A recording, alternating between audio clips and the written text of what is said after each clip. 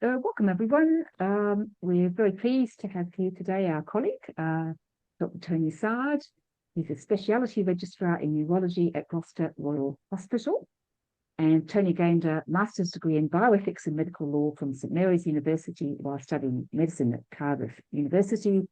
And he's published in journals such as the Journal of Medical Ethics and Bioethics, particularly on the subject of conscientious objection in healthcare. So we look forward to his seminar now on moving beyond first do no harm. Over to you, Toni. Great. Well, thank you very much, Helen. Can everybody hear me? Yeah, that's good. Excellent. Well, as I was telling Ilaria and Helen, I'll get my excuses in early. I'm sorry I had to cancel this seminar earlier last year due to ill health. Today, my car broke down on the motorway on the way to a debate on assisted dying in Bristol. So I had to do that remotely. And we're having our kitchen redone. And I was saying with my parents, it's all very up in the air. So I apologize for the extremely boring slides, for one, and for any deficiencies in this talk. Nevertheless, I hope it'll be interesting. It's extremely basic in one sense and extremely down to earth and practical, but perhaps a slight expansion or even an innovation on the principle of totality. I could have renamed this talk really 3 cheers for the principle of totality. I'll just try to advance my slides now, which will inevitably lead me to fall at the first hurdle. Can you see that? Did that advance? No, it's not advancing. Oh dear, what have I done?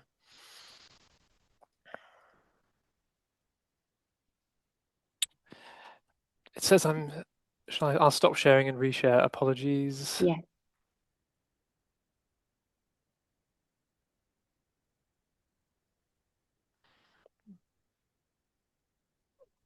Right. Is that working now? Try. We are still on your first slide. Oh dear.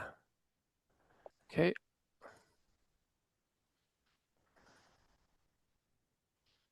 I'll stop sharing and try and share again. So When you are not sharing, is it advancing? yes. Okay. Is that working Okay, now it works. Oh, yes. brilliant, brilliant. My apologies. The slides are very not much to write home about. I'm so probably wasting everyone's time. An important acknowledgement before I start on to thank Dr. Christian because he and I have developed these ideas together. He's written a superb book called The Ethics of Killing, which is very difficult to access because the publisher has put an extortionate price on it. You can access it if you have lots of money or if you have a university library. I'd strongly recommend it. And it was from reading his book and engaging with him through email discussions that some of these ideas have developed. And he's a distinguished philosopher, I am not, and he's told me that some of this might be innovative and helpful. So I'll be very grateful for your esteemed opinions on this subject. Right, so the problem which has animated me for some time is how we account for the harm that we do. I do an awful lot of harm, not deliberately, you'll be pleased to say, and I was very happy accounting for harm in medicine, using the principle of double effect for harm that is not intentional. We use the term side effect. I think we're all very happy with that. That's not controversial. And then this little dictum, first do no harm, I found it to be increasingly not helpful because I found I was really doing quite a bit of harm in order to do good. And some of the harm felt necessary and it wasn't really a side effect. And I didn't feel we could justify all harm that we do on the basis of side effect. I mean, even the most basic thing that we do, taking a blood test, for example, requires a very small amount of harm to a blood vessel. And how do we justify that? I don't think we can say that the damage to the skin and the blood vessel and the loss of blood is merely a side effect of what we've done. And if you scale that up to all sorts of tests that we do, all sorts of treatments that we give, there seems to be this harm that is necessary and not just a side effect, which we need to account for. And we don't really think about it, and we just sort of let it slide under common sense. But I think we can account for it, and the best way to account for it is using the principle of totality. And really, that's the case I'm trying to make today, that we can account for intentional harm in medicine using the principle of totality. Very briefly, just an important distinction to make at the outset: medical harm versus medical injustice. So this phrase, "first do no harm," does not appear in the Hippocratic Oath. It probably comes from the 19th century. But the Hippocratic Oath does make a helpful distinction. It distinguishes harm from injustice. So I think we can distinguish medical harm from medical injustice. And really, by definition, we can't justify medical injustice. It's in the name. But medical harm must be justified. And I don't think I can do my job. I don't think any of us can, partake in advanced Western medicine if we're not ready to account for medical harm. And this is my very, very simple definition of medical harm for the purposes of this talk. Medical harm is harm caused to patients by appropriate medical treatments or tests. I mean, you may want to pick on that definition later, but as a placeholder, I think it'll do for now. Here's another distinction I want to place quite a lot of weight on: unintentional harm versus intentional harm. I've touched on it already. As I said, we're very comfortable with unintentional harm, and we can justify that using double effect. We've got quite a sophisticated way of making sense of that. And really the principle of, the criterion of proportionality, which is one of the 4 criteria of doctrine of double effect, is deeply ingrained in Western medicine, and I think so much so that we sort of just take it for granted without realizing that we're actually borrowing from the principle of double effect when we're using our clinical reasoning to make the best decision for the patient. Because medical interventions, possibly all medical interventions, or certainly all medical interventions worth having, have good and bad effects. So the principle of double effect is relevant here. And the harm falls outside of intention. That's fine. The harm doesn't serve the good effect. So we're all quite comfortable with that. But I'm proposing that there's another kind of harm which we've really ignored for the most part. And that's what I'm calling intentional medical harm. And I say it's intentional, not because people are being deliberately malicious. Of course, there are some people like that. But intentional medical harm is harm that's required by the treatment itself for the good of the whole patient. It's required to do good, and so it falls within intention because it's a cause and not merely an effect. It's a cause of the good and not merely an effect. So that's really perhaps the controversial term that I'm using, intentional medical harm, but I don't think the concept it refers to is controversial. Just briefly, I suppose you could say, or someone might say, well, it's quite easy to justify medical harm, really. All you need to do is be a utilitarian, be a bit pragmatic. You just have to break eggs to make an omelette, don't you? And sort of there's a common sense, something appropriate about that in common thinking, which doesn't go very deep, because yes, we have to balance benefits and burdens, and you could be tempted to think that that's just a utilitarian calculus, and everything I'm talking about tonight is really just overcomplicating things. But the trouble with utilitarianism, it can't justify intentional medical harm, or if it could justify anything. And it can really justify medical injustice, because there's no principle within utilitarianism to limit its scope, for example, to an individual, or to what's the word that sort of keep the object of the proportionality in view, because you could lie to a patient to stop them becoming anxious about an aneurysm that you've picked up incidentally on a scan, or you could even deliberately discharge some difficult patients to make way for other patients.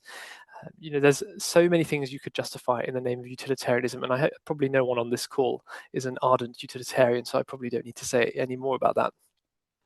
But how do we account for intentional harm? Well, I think the principle of totality is really the answer for this. I've put the quote up, which is really the commonplace for the principle of totality from Thomas Aquinas. I'll read it out because I think especially the first line is really key and is the genius of this principle, and I found it extremely relevant to medical practice. Now, every part is directed to the whole as imperfect to perfect, wherefore every part is naturally for the sake of the whole. For this reason, we observe that if the health of the whole body demands the excision of a member, through its being decayed or infectious to the other members, it will be both praiseworthy and advantageous to have it cut away. And really, I could summarize the genius of the principle of totality by the proportionality that it maintains between the harm done to the diseased part and the health of the whole person. And of course, the canonical case of this is amputation of a gangrenous leg or removal of a diseased body part for the sake of the whole. That's not controversial. We're all quite happy that well, generally it's not right to cut someone's leg off, but if that leg is threatening their life because it's infected, well, then it might well be justifiable to cut off their leg. So that's I call that the canonical case, because in a sense you might argue that that's not even harm, because you're actually damaging or cutting or removing a part which is already diseased. So in what sense is it harming the person if you're removing a diseased part? But nevertheless, the principle of totality, the sort of the core and most basic case that it can justify is that. Now, often we just, seems to me anyway, perhaps you'll disabuse me of this if you know the literature better, there seems to be very little else written about the principle of totality. That's sort of where it ends. But really, cutting off diseased body parts, for one, I'm not a surgeon, but generally speaking in modern medicine, cutting off diseased body parts or removing body parts, draining an abscess and so on, that's really a very small part of what we do. Most of what we do is a little bit more complicated than that, and doesn't seem to immediately fall under the principle of totality, although I think it does. Oh dear, the slides are misbehaving again. Right, well, I think the principle of totality can be applied to other cases. And I'm not alone. I mean, there are lots of people have written about the principle of totality. There is a literature on it in the scholastic literature on mutilation. But I think this quote from Gerald Kelly, it sort of gives me permission to apply the principle of totality to more than just that canonical case of a gangrenous limb. I'll read the quote out if you don't mind. It is in the proper application of this principle, the principle of totality, that we have the moral justification for surgical operations such as appendectomy, cholecystectomy, thyroidectomy, lobotomy, etc., the destruction of organs and functions by irradiation, medical treatments with possibly untoward byproducts, e.g. the use of antibiotics, etc. The essential point in all these things is that, in terms of the total welfare of the patient, there is a just proportion between the harm, inconvenience, and risk on one hand, and on the other hand, the good to be accomplished for the patient. So this, to me, this quote shows that the principle of totality can be used to justify huge swathes of what we would call routine medical procedures: removing a diseased appendix, removing a diseased gallbladder, removing a diseased thyroid, removing a brain tumor. The examples go on and on. But I don't think it's necessary to limit the principle of totality to narrowly just the diseased body parts. And the reason I say this is because to get to someone's diseased appendix, you have to cut through their skin, their fat, their muscle, open up their abdomen, well, ideally put them under general anesthetic first, which will definitely suppress their brain function and respiratory function for some while, put them on a ventilator, fill their body full of toxins and medicines, just in order to get that diseased body part. So it's far more than just removing the body part.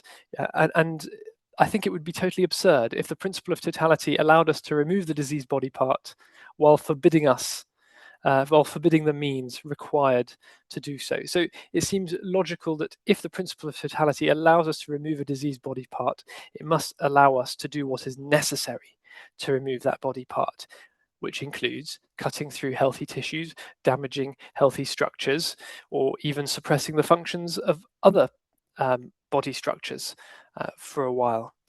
Well, and that seems to cover quite a few of the cases that we deal with on a day-to-day basis. I mean, for example, you remove a brain tumor, well, you might have to cut away some healthy brain tissue to get to that tumor.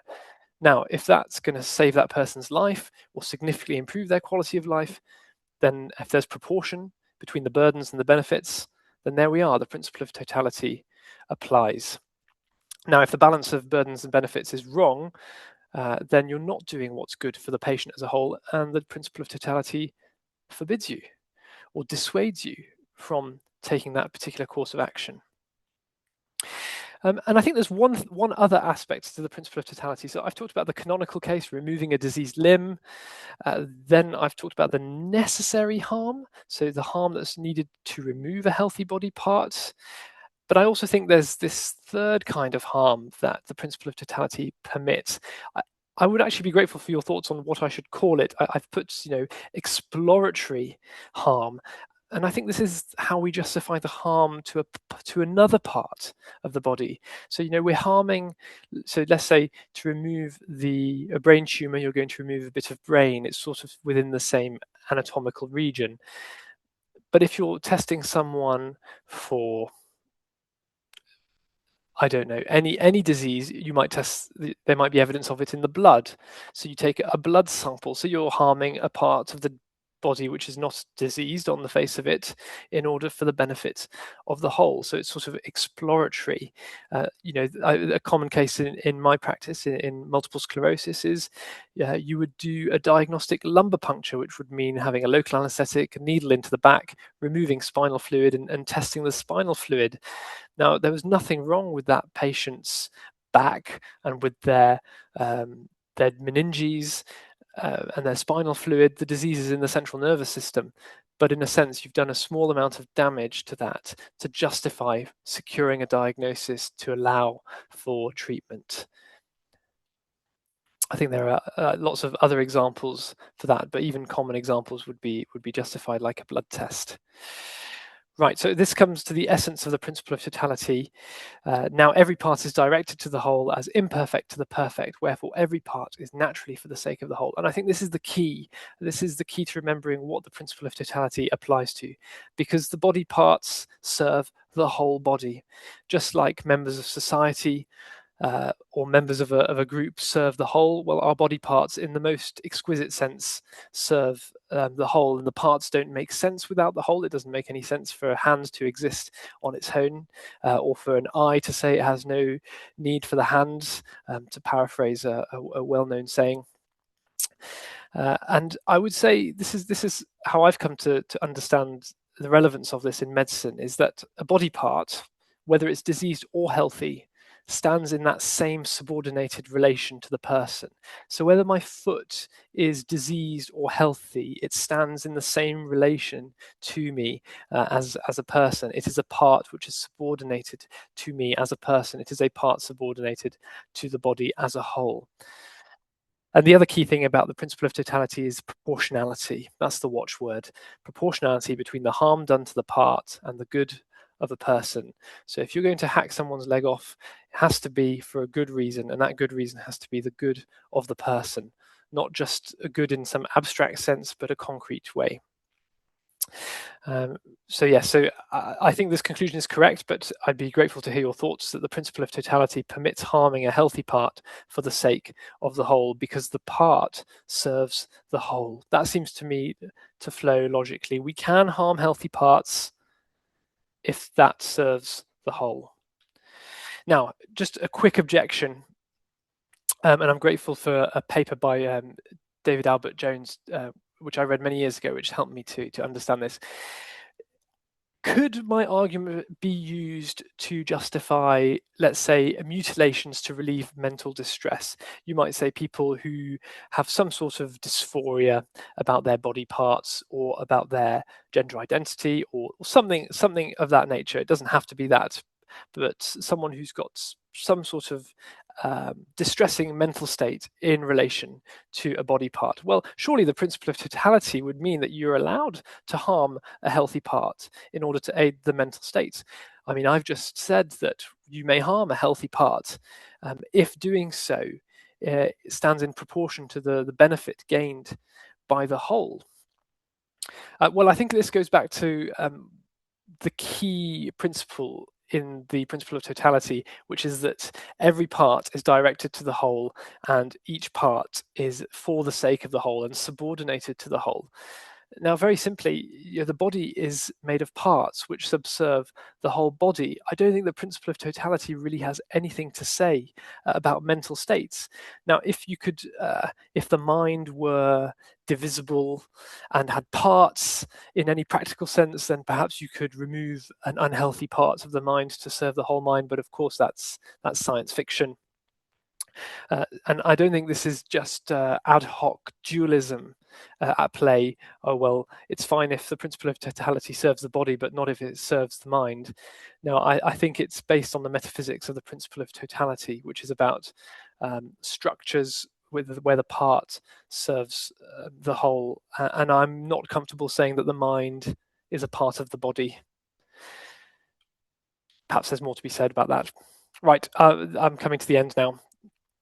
Right, so I've put it to you that there are three kinds of intentional medical harm, and all of them can be justified by the principle of totality, so long as the appropriate conditions are met, of course.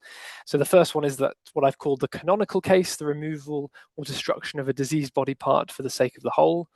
Easy, no one will disagree with that. The second kind is damage or harm to healthy parts required by the removal or destruction of a diseased part for the good of the whole body. And I've said that that's necessary harm. And then thirdly, what I've called perhaps exploratory harm, I'd like another term, the harm done to a separate healthy body part for the good of the whole body. So an example of that would be a blood test, investigations, or general anesthetics. You need a general anesthetic to have an operation on your abdomen. Your brain activity needs to be suppressed by drugs for that to happen safely. Well, your brain is totally different parts to your abdomen, but temporarily harming the brain in that sense makes sense for your good as a whole if surgery is likely to benefit you proportionally. And I think finally, as a practical reflection, it's a good reminder, the principle of totality, that we treat patients and not pathology, and that everything has to be proportional, and everything has a benefit, everything has a burden, and we need to think very carefully about the treatments that we undertake and really think, do these benefit my patient as a whole? And that's a challenge to me, particularly in neurology. We're very fond of requesting tests. Well, if a test doesn't stand any chance of benefiting the patient, well, then it's just harmful. So just a suggestion, let's bin first do no harm and change it with ensure that harm done to the part offers a proportionate benefit to the whole. It's not so catchy, but I think it's slightly more accurate. A few references, that's all from me. I'd be very grateful to hear your thoughts or take any questions.